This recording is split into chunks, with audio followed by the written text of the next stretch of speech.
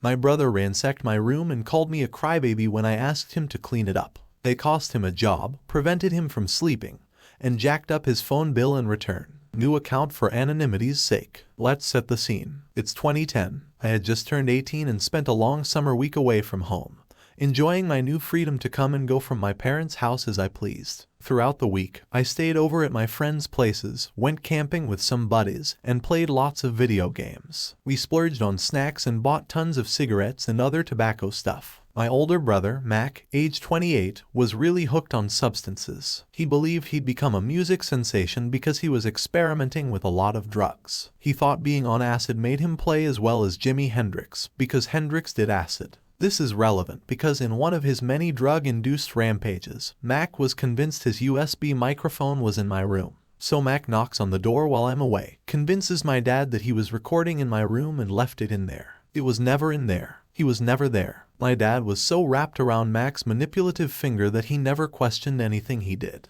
I kept careful inventory of my room because my parents and siblings would steal from me all the time and try to use my bedroom as a storage room for all sorts of things. Thinking back, his excuse was likely just to steal from me like the rest of my family do. Mac stormed into my room, turning it upside down like a scene from a wild movie. He flipped the mattress, yanked out every drawer, and scattered everything on the floor. My once neat room became a chaotic mess. It took me 3 long days to clean up and put things back in order because of the havoc caused by this reckless guy. Things were broken, clothes everywhere, bins and boxes dumped on the floor. It was like a tornado had rampaged through a trailer park in Iowa. My dad had heard all of this going on and did nothing. I showed my dad the mess. Dad just shrugs at me and says he's in his toe. What do you expect me to do? How about freaking stop his strung out ass from tossing the place? How about at least calling him to have him clean up his mess? I replied he practically ignored me and before walking off says he was looking for his microphone and you need to just deal with it. Going to my mom was no different. Mom was so terrorized by him that she wanted no part of anything involving him because she felt unsafe. I understood her stance. Whenever he was questioned about his wrong actions, he'd turn aggressive. Since Dad allowed him in the house, it felt pointless to involve the police. Following Dad's wishes, I tried to handle it calmly and diplomatically, requesting him to clean up the mess he made in my room. He laughs, makes fun of me, then says I needed my microphone. I asked if he found it. I know he didn't because I knew where it was over in my dad's garage. He never answered. I scooped up the microphone to hide it. Even better, stuffed into the rafters of an old shed on the outskirts of the property inside of a large PVC pipe stacked up with other pipes. It's where he went to smoke his arms sometimes, so I knew he wouldn't be looking for it there due to the paranoia of being caught by any of us. I gave Mac one final warning text to clean it up, or else he again made fun of me. Crybaby, how difficult is it to clean your own room? You're just a lazy piece of ass. It was a real eye-opener because he was stealing and dodging work. That evening I made a swift decision. I channeled my inner Tom Petty and headed out of my parents' house to join a campfire gathering at a friend's place. I made sure to leave while Mac couldn't track me down and even Dad couldn't find me. I knew my dad was going to swim for him and defend him yet again.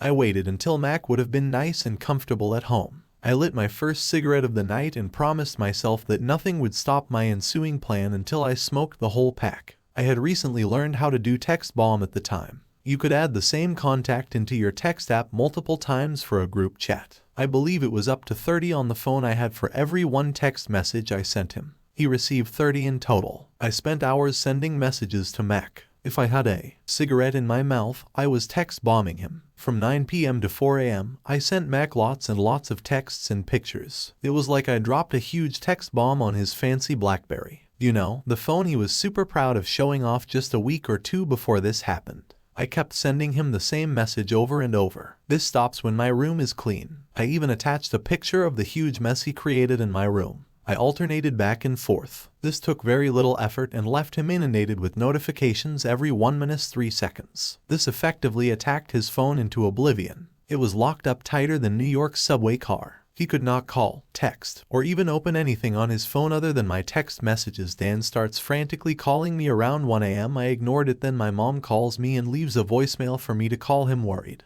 It's an emergency. I called Dan back. Dan picks up the phone screaming at me. His phone is locked up and he can't use it. You need to stop this right off now. I replied he needs to go and clean up the mess he made of my room right off now or just deal with it like I have to. The argument went on for a while, and my dad was standing up for Mac the whole time. I explained that I couldn't stop the messages and notifications from bombarding Mac's phone. Dad ended the call and never mentioned it again. Later on, I found out that Mac couldn't use his BlackBerry for 10 whole days after that mess of texts. He wasn't able to respond to a job offer and wasn't smart enough to leave. An alternative contact means the job went to someone else. By the time Mac was able to return their call, he was still going to be stuck at the job he loathed for a while longer. His phone plan had a monthly text message and data limit that I absolutely destroyed. The month's bill was over $1,300. I want to say closer to $1,400. His live-in girlfriend was also P because they had to leave the phone on and plugged into a charger to let it process the messages from my mass messaging campaign the night before. The notifications made the phone unusable, and they were stuck listening to the notification sounds for those 10 days. They attempted to hide the phone inside a blanket, but it got too warm, and they were afraid it might overheat and cause a fire while it was plugged in. This kept them worried and awake all the time. 2 more months went by. I eventually thought it was time to return his microphone, sort of. I retrieved it from its hiding place and stashed it inside the box of his keyboard, which was also kept at my parents' house. He found it there not too long after and never even apologized for what he did. Not that I ever expected him to. He even bragged about finally finding it. He never went into my room again without my permission, out of fear of his phone being locked up again. Added the phone details. While this makes me feel old at the time, texting cost people to send and receive. I had one of the very first unlimited texting plans because I spent a stupid amount of money on a T-Mobile Psychic to be able to get that perk. So once the deluge of messages surpassed his text data limit on the BlackBerry, it cost him more and more penalty charges as he received text messages. How it remained locked up was the fact it couldn't be used due to me to overloading the phone itself with messages. Let's simplify this. It's like trying to print a super long document on a basic printer at home. It gets stuck printing all those pages and you can't print anything else until it finishes. Even if you try turning it off and on again, it keeps going. As for the microphone, I was certain you'd tell me you found it in your dad's garage. I bet you made sure to look around that space really well. Opus, my dad is a hoarder when it comes to his garage and the other outbuildings. He wouldn't have been able to make it look any worse than it already was. It was easy for me to hide in there away from my family. Rarely did anyone else want to go in it. It was go pass at best in order to navigate through that dump. I spent a lot of time in there when the weather permitted and my friends were busy. I cleared out a small space and moved an old game console and small TV, and it was the only way I was able to get alone time until I moved out Story to steal my money and gaslight me. Have fun explaining your DVD collection to your girlfriend. Hi again. Since a few of you wanted me to post again, I figured I would give it a go. This one doesn't have quite the same bang for my buck as the last story involving Mac. This one was a few years before Mac got into hard drugs, so he was still a bit more reasonable of a person but still treated everyone like that. I believe this instance happened 5 years before my last post. But that's not important to the story. For the sake of keeping the story flowing, let's just say I was 13 years old. I'm getting to the age where I'm picking up lawn mowing to earn a few bucks, but without much success. Lo and behold, I finally made my first $1.50 bill in my life that wasn't given to me for Christmas or my birthday. I got it by working hard. Getting that much money for me was like hitting the jackpot on Christmas or my birthday. My awesome great aunt, who always took the time to listen to me, offered $1.30 if I mowed her lawn. She even tipped me an extra $1.20 because she didn't have change. She's one of the few people who really seems to care about what I have to say. At least that's what she told me. I didn't care. It was $50 whole. I go about my day feeling just like Bart Simpson in the episode with the same storyline. I was ready to find my Quickie Mart, buy the most potent squishy money could get me all the candy I could eat, and then wander on over to my local strip mall to buy a GameCube game to play the last. This all had to wait. 13 years old me had to wait until I could go to the strip mall. The following morning, my mom broke the news that I had to stay at Mac's place for the weekend as no one else would be around due to a family emergency. Great. And stuck with my whole brother. What kind of nightmare would I have to endure in what was going to likely be a toxic waste dump zoned as an apartment? To my pleasant surprise, it wasn't all that bad. His girlfriend kept the place tidy and things organized. He let me play his Xbox 360 to keep me occupied. I was having a decent time with Mac. He wasn't being a jerk, but to me, as he always was, I thought maybe he was finally going to be decent to me. That evening, he spotted the $1.50 in my pocket and convinced me to loan it to him. He promised to give it back by Sunday morning. Being naive at 13, I trusted him. He kept me entertained with video games, snacks, and soda. When Sunday morning arrived, I asked for the money back before I went home. Mac said I need a bit longer, but I promise I'll pay you back this week. The same excuse was meaninglessly said that week and the next week, and then the next. Almost a month later he said to me, "I already paid you, I have no idea why you're still asking me," and then hung up the phone. It was clear I was never getting the money. Of course, believing the best in my dad at the time, I said to him, "He is stealing my money.